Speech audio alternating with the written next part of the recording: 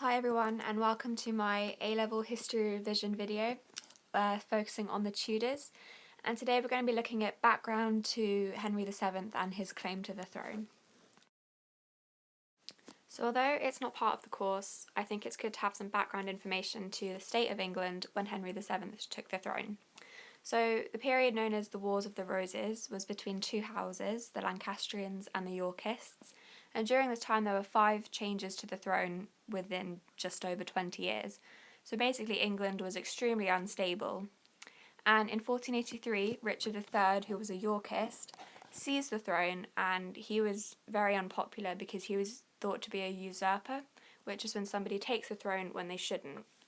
And he's known for the princes in the Tower, which were basically 2 princes who had claims to the throne that he supposedly had murdered. And these princes are important because they paved the way for impersonators such as Perkin Warbeck to come in and pretend to have a claim to the throne. Henry VII, or Henry Tudor's claim to the throne, was extremely weak. He only had a claim because his great-grandfather or someone had some sort of affair whom he eventually married to, and so he had this very flimsy legitimate claim, and it's very important to know that he was a weak king at first. He was a Lancastrian, and he was, throughout his childhood, thrown around England because of this, and he was eventually exiled to France for 14 years, so he had very close relations with France, which were crucial to his winning the Battle of Bosworth. So in August 1485, at the Battle of Bosworth, Henry VII became King of England after defeating Richard III, and this was due to several things at the battle. Most importantly, his strong French support, because he'd been exiled there, so he had a very large and skilled army, and also the betrayal of Lord Stanley. So Lord Stanley was an important advisor to Richard, and at the battle he crucially changed his mind and started fighting for Henry, and this is what turned the battle against Richard. Now, after winning the battle, Henry did a series of things which were very clever and well thought out to consolidate his power of England. So firstly, he changed the records and made his reign start the day before the Battle of Bosworth, so that everybody who had fought against him at the battle could be charged as a traitor and arrested. So this was a very clever way of eliminating the threat of the Yorkists.